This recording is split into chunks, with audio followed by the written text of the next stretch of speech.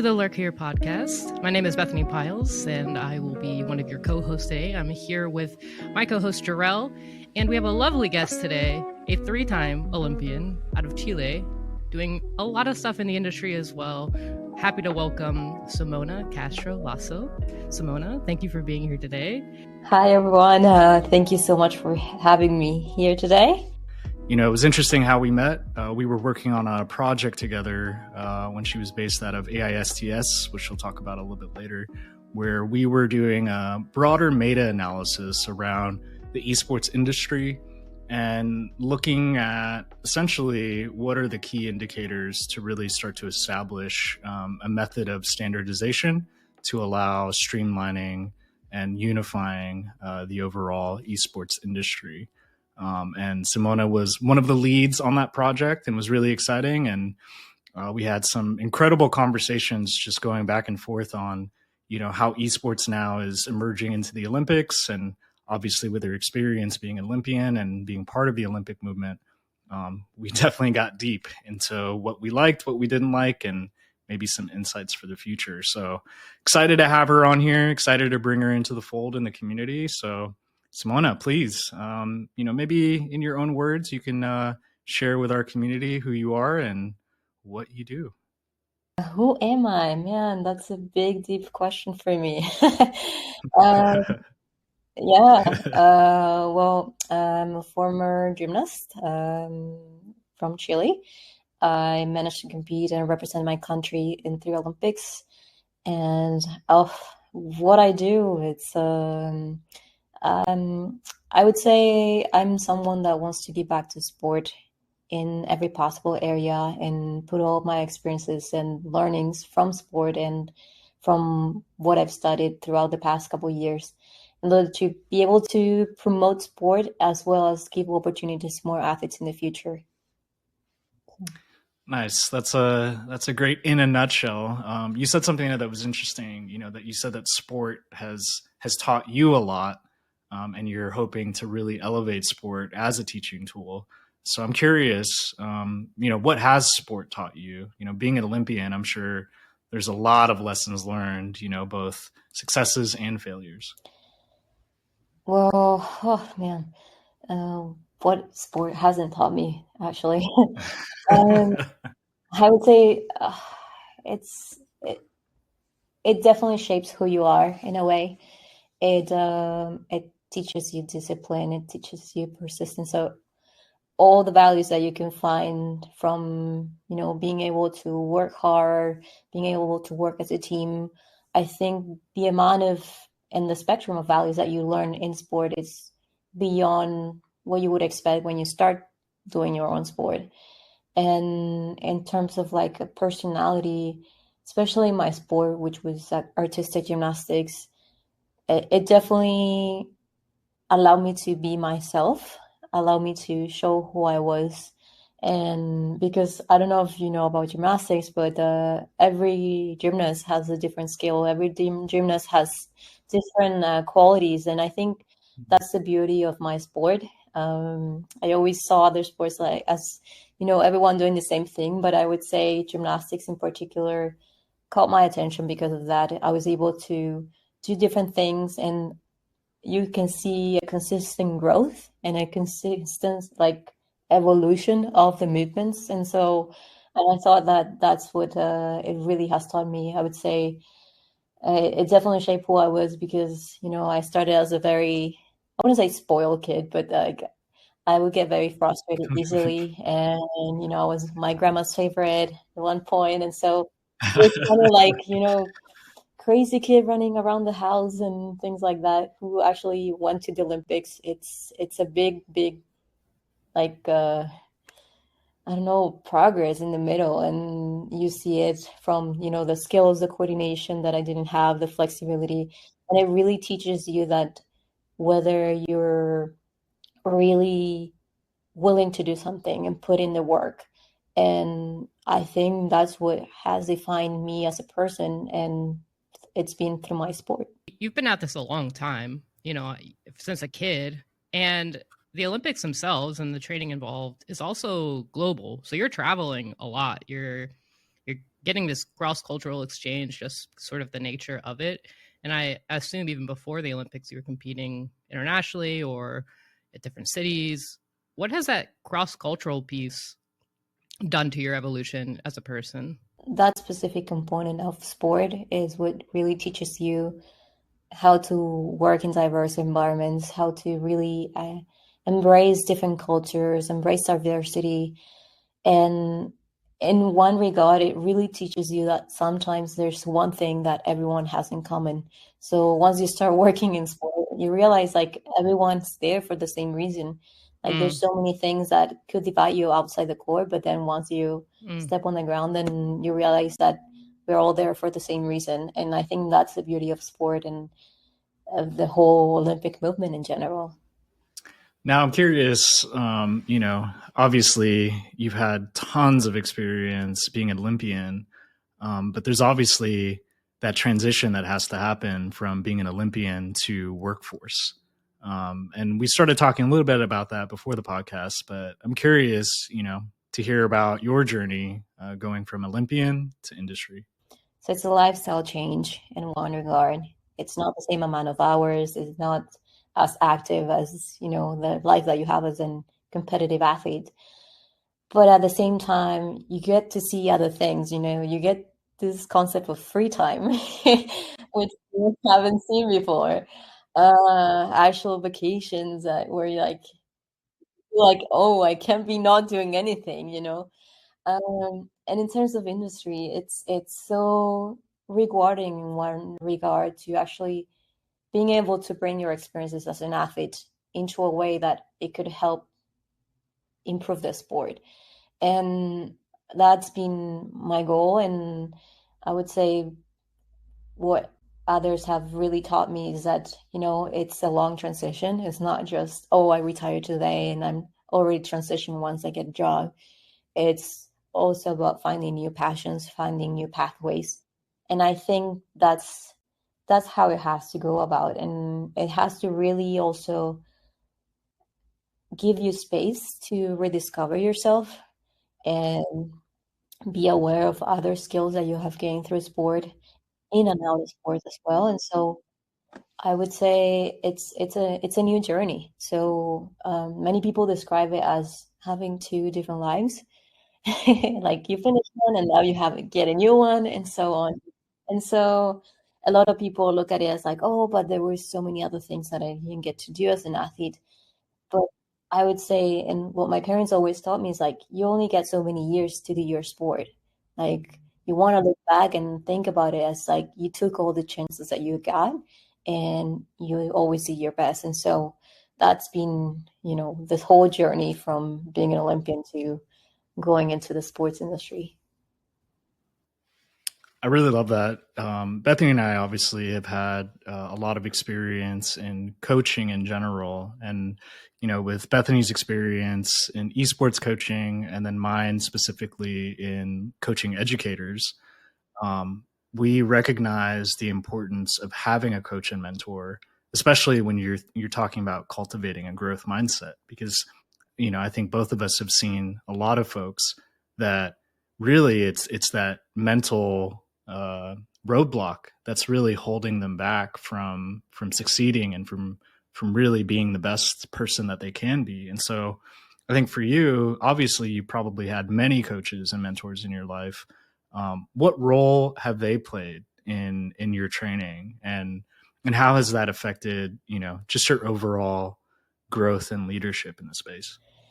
Well, I actually haven't had that many coaches in the gym. My main one was my mom. My mom was my Nice. lifelong coach. Best coach. And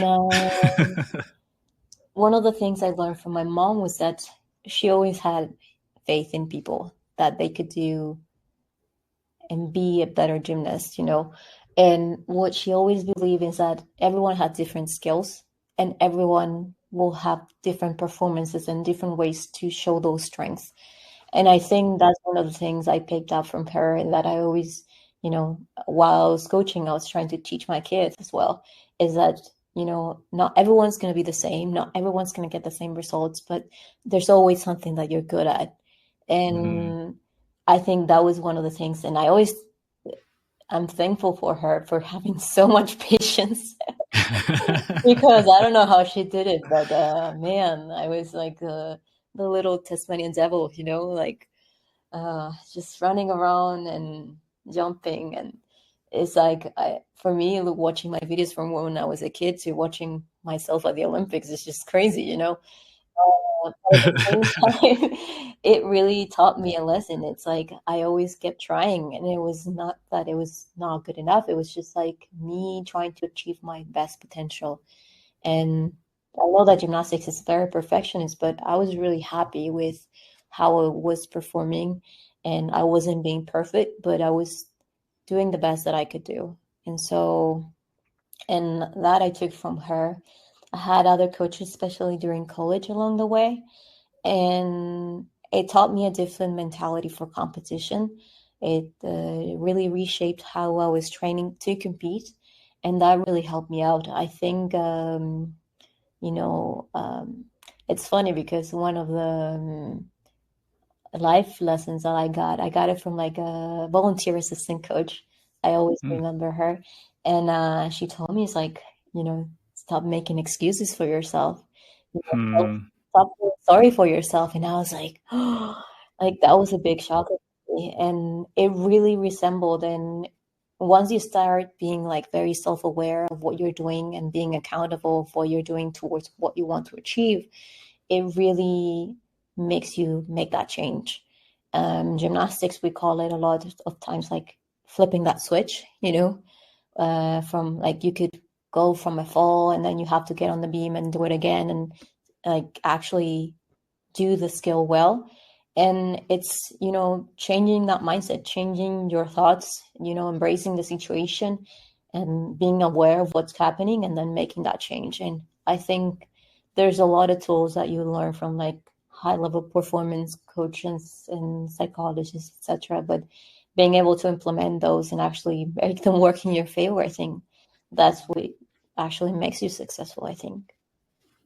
And I'm sure chinelas or chanclas from the mom would also help a little bit in motivating you to keep moving forward. No, no, not that, is not that kind of coach, actually. I don't know how she did it, but she was always very patient. Very, That's awesome. yeah. That's awesome. Like I would see other crazy coaches, and I was always, lucky. And yeah, I don't know.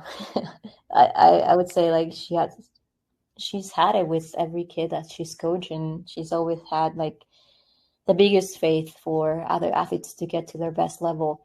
And this includes kids that you could see that they had motor skill issues or that they have other deficiencies. And there was always a way that she could find it to help them and make it work. And I think that's what I always try to strive for. And that's one of the biggest lessons that I get from my mom.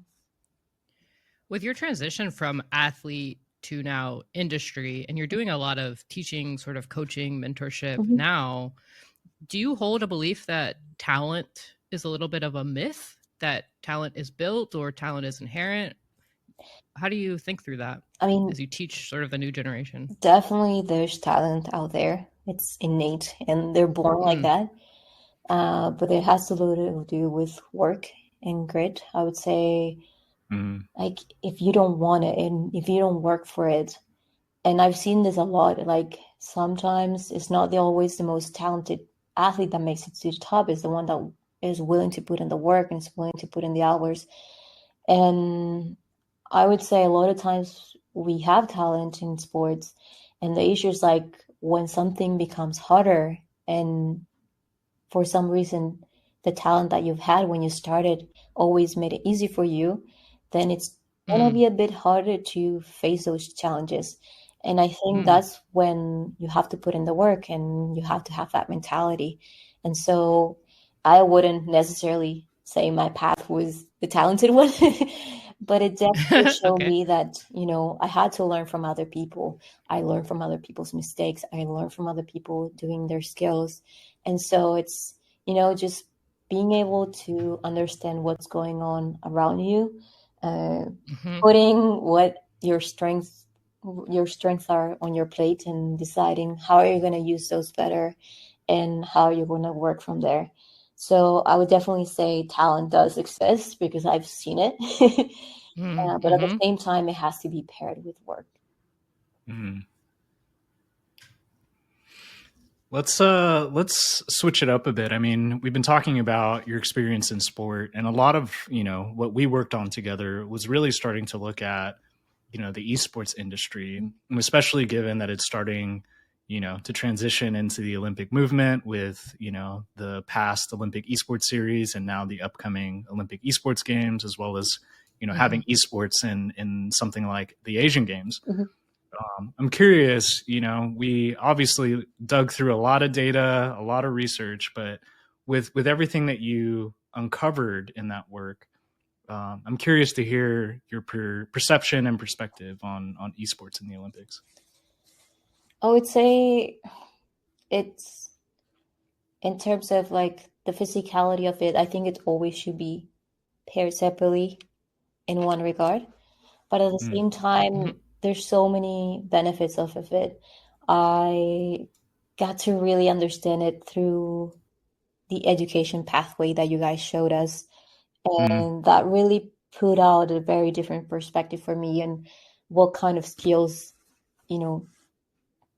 people were acquiring and students were acquiring. And so for me, that was a very, changing my mindset and being more open towards something that I really didn't expect it was that beneficial. So from all of the different perspectives that we looked at it in the ecosystem, it was just realizing that there were a lot of benefits that were not taken into account. There were a lot of stereotypes, and it just made me realize back in the time, like how many stereotypes were around like conventional sports. It was like, oh, athletes are dumb, athletes are not really willing to do anything else rather than just sport. And I think whenever something is making a change or shaking up things a bit for something good, it's, it creates this whole like stigmas or stereotypes around it, because it's hard always to, not always, but sometimes to embrace change and that things are moving in a different direction. And so it's really, I don't know, like now that I look at it back, like I did so many of those things. Like I played so much when I was younger, and I didn't realize I was learning new skills when I was playing. And so, like, I remember one of the things is like, oh, we get kids to learn English through playing video games, and I was just like, I have no idea. Like my brother, like spent his whole life playing. Just that was a good tool for him to learn English and figure out what the words were and so on. And so it definitely open up a very different door than a lot of people had expected. I think it's something that it has a way to go still, and it needs, I would say, we need more information out there. And I think that's what is still missing, to have more information out there, what the benefits are and what it can bring into, the Olympic movement. Absolutely. Do you want to talk a little bit more in depth about some of the work that you did? Obviously, it was based out of AISTS. Maybe talk a little bit about what AISTS is and your role within that project. So AISTS, it's like, oh man, this hybrid program between universities here in Switzerland and the International Olympic Committee. So it's basically founded by several universities here in Switzerland and the International Olympic Committee. So what the program does is that it brings professionals from all those different organizations to teach us from the different areas. So it could be management, legal, sustainability. Now I believe they're implementing esports into it. And so, and it's one of the benefits is that it's a very broad, but at the same time, very specifically driven towards sports and all the areas that sports touches on. And so, and one of the reasons why I came is because in the future, I want to be a professional that understands different areas and it's not just specifically working one area of sport. And some of the work that we did is like we basically broke down this ecosystem. We looked at the different components and the different areas that, that sort of build the ecosystem, but at the same time trying to kind of like, how would I put it this way? Kind of like reshape the structure, but at the same time, kind of like prove some points that we already knew that were being implemented, and that we're actually saying like, yes, esports is going in a good direction. The organization was going in a good direction, and so on. So I would say it was a very, how would I put it? It was a very broad research in terms of the different areas that we had to touch upon, but in the whole spectrum of it, we realized that there were so many more components that have a say and have an involvement within esports, more than even beyond in conventional sports. So, we have the software developers, that it's like a whole different environment. We have, the esports programs on one end. And I would say it's a very different approach. It's I will also compare it to professional sports, because you depend on a higher power that is not just the main organizations, driving this, but at the same time, they have to be the ones putting in the information, the money, and the ability to work in those programs. No, that's really interesting insight. I mean, it's true. Esports does have a bigger stakeholder buy-in process, because you have so many different other communities that are involved. But I think esports can learn a lot from traditional sport, and especially given everything we've talked about, from coaching, resilience, growth. I think all of those same ideas are applicable to training esports athletes as well. Definitely. What does emotional and mental fitness mean to an Olympian? Oof. So number one is sleep. Oh, interesting. So sleep, food habits, and then comes like the training component. So it's not just training, it's training to compete. And I think that's one of the things that you have to rehearse. It's not just because you get this pressure environment, which is, the time where you have to perform. So it's like you have to put yourself in those pressure situations to actually be able to, navigate those easier when the time comes. And so, and relating back to my story, that's one of the really good benefits that I got during collegiate gymnastics. I got the chance to compete so much, and it really, really helped me learn how to compete. But I was competing in and out of the arena. So I was competing in training, because there was 15 people on my team, so you can only compete 6 people. So there was already an internal competition. So you already knew that you have to be your A game to be able to even compete, and not just perform there, but also to be able to compete for your team. And I would say that's one of the things that a lot of people underestimate. It's not just training, it's training to compete, and train the competition setting, and train those spaces, and imagine yourself being, for example, in a specific arena, or even online, with all these people watching, and maybe having that pressure on. It's like those are some circumstances that you have to put yourself in to actually learn how to cope with them when the time of competition comes, because competition has to be practiced as well.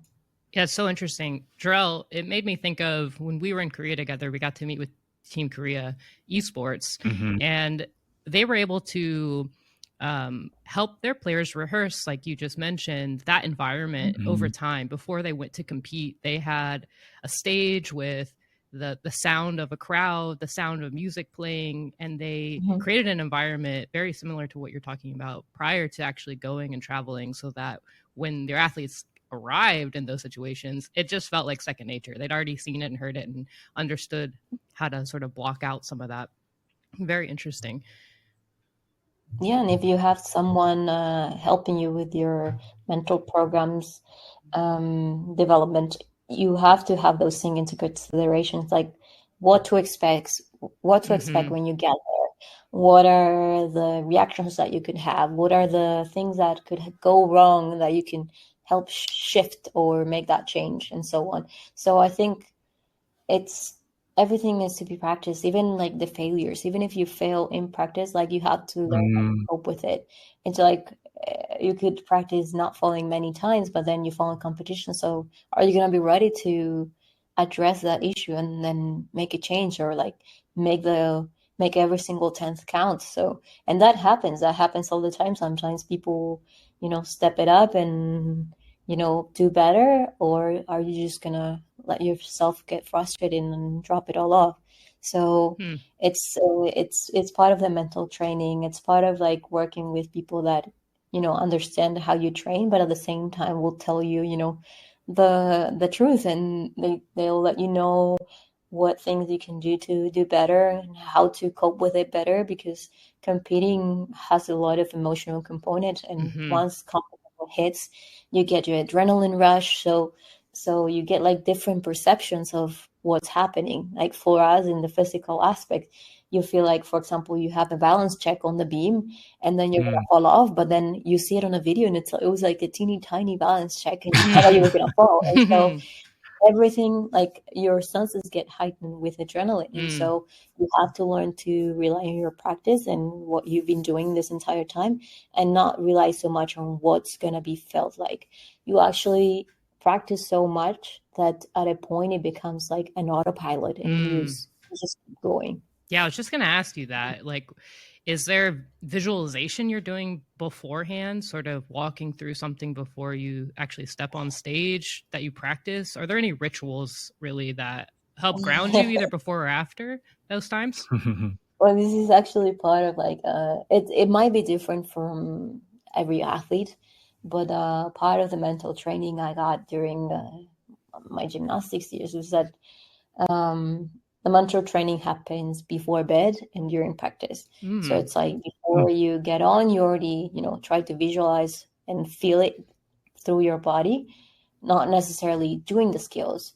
And you can also do visualizations before bed, because they say like the memory really saves those and stores them better at night. Mm. mm, And it depends. Like it works different from other people. Some other people don't need anything. Some people count. Some people sing. Some people, breathing is very, very important in performance. Like keeping your mm, breath stable and trying to, um, I would say there's a lot of like training mechanism nowadays. I remember I used a lot of, I don't know if I'm allowed to say it, but heart math, and mm, Yeah. it really helped me, keep my breathing and keeping my composure. And there's always, this kind of like zen state where like things happen and flow. And so it's utilizing all those tools, practicing at home, practicing, like training doesn't really stop once you're finished with your Mm. daily training. Mm-hmm. It like you still have homework to do. It's like they call it like the invisible training, I would say. So it's like I would say sleep, eating healthy, resting, recovery, then all the mental training and so on. So it's not just performing and training daily and conditioning.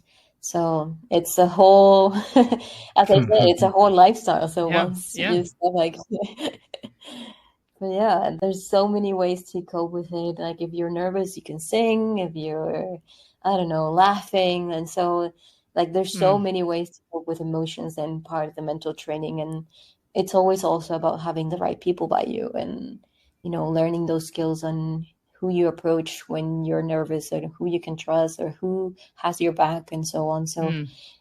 it's also part of, being a team. When you're an individual athlete, you still have a team of people that have your back, whether it's the physio, whether it's your coach, whether it's your family. Like everyone plays a very important role in an athlete's life, so everyone becomes part of that lifestyle and sort of like mini ecosystem around an athlete. Yeah. I imagine the support is incredibly crucial. to even just your mindset going through all of that, pushing your body and your mind to an extreme, sort of have to have people around you that are validating you and pushing you to continue. I'm curious too, outside of just that moment that you're preparing for, what do you do to sort of come back down? I imagine being on stage, you mentioned adrenaline, you've got a crowd, your family is watching, you've got coaches on the sidelines. What do you do personally to sort of bring yourself back to reality after those moments? I saw that you go outside a lot and you tend to be in nature. Is that something that you try to do just to like keep yourself grounded? I would say yes and no. Like, I'm also a very introverted person, so I like to recharge, and I know that those high I feel tension, The lurkers will high love tension this. moments, Yeah.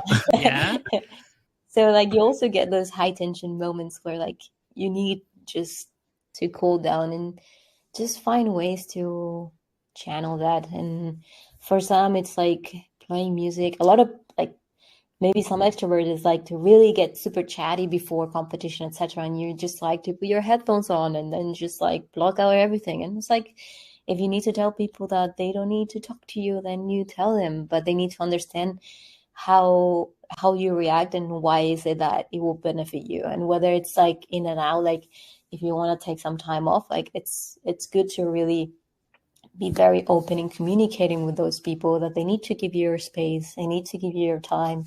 For me, it was always like if I was stressed and I was like after competition, I would love to go to the beach.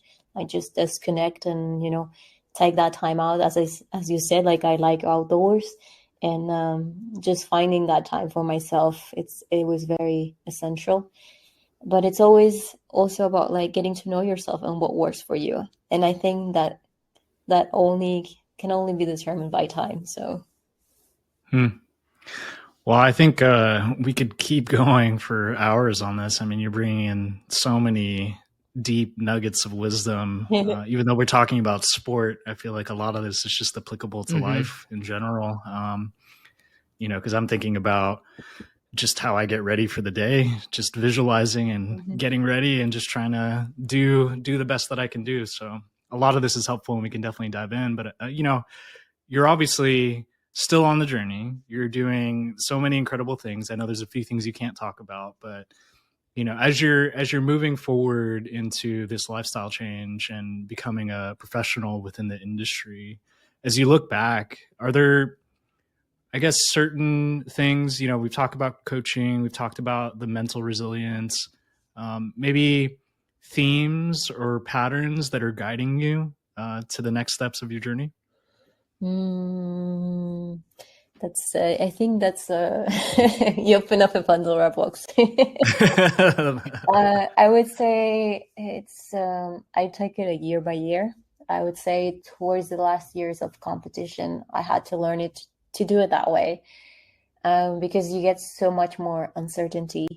I would say that once you stop competing, you realize that there's so many options and there's so many things that you want to do, that it becomes a bit overwhelming.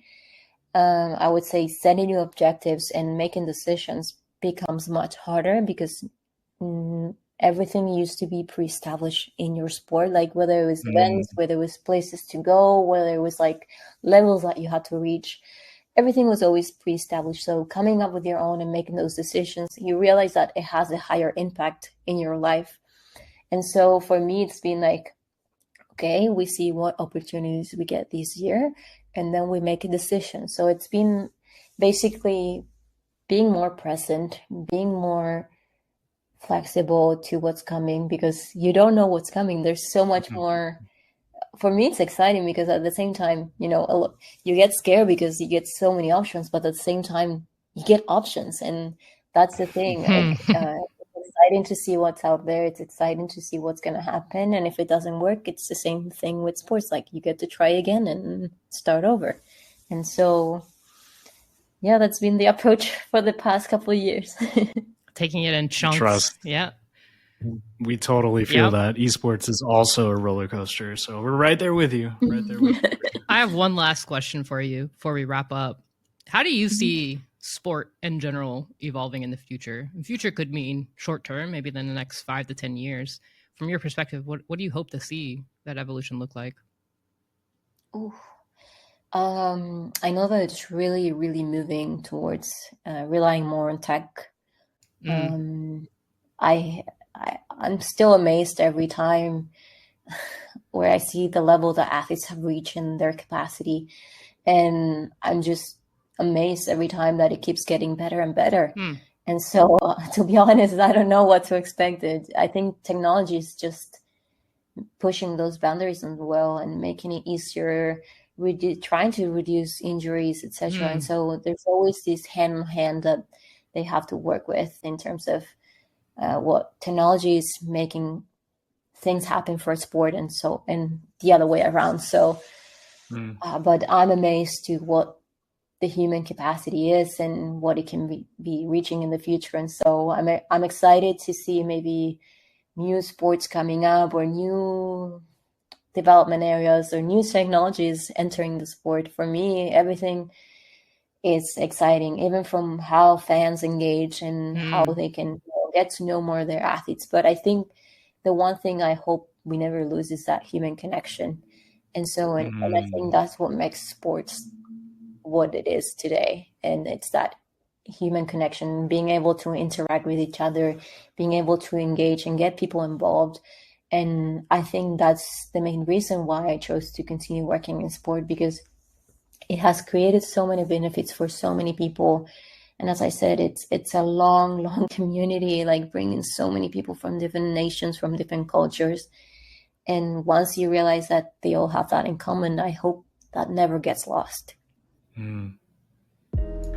Well, I appreciate you, Simona, for joining us on our podcast here. It's been incredible to hear about your perspectives and just your overall experience being an Olympian and how you're really making that journey into industry and leveling up the sport from the other side as well. So I want to thank you again. And, Bethany, I don't know if you have any last words to kind of wrap us up. I think we needed a part 2 of this. I see your vision, and I think a part 2 of even the technology of all this is so exciting. So can't wait to follow your journey. How can people follow you? Oh man. Where can we find you?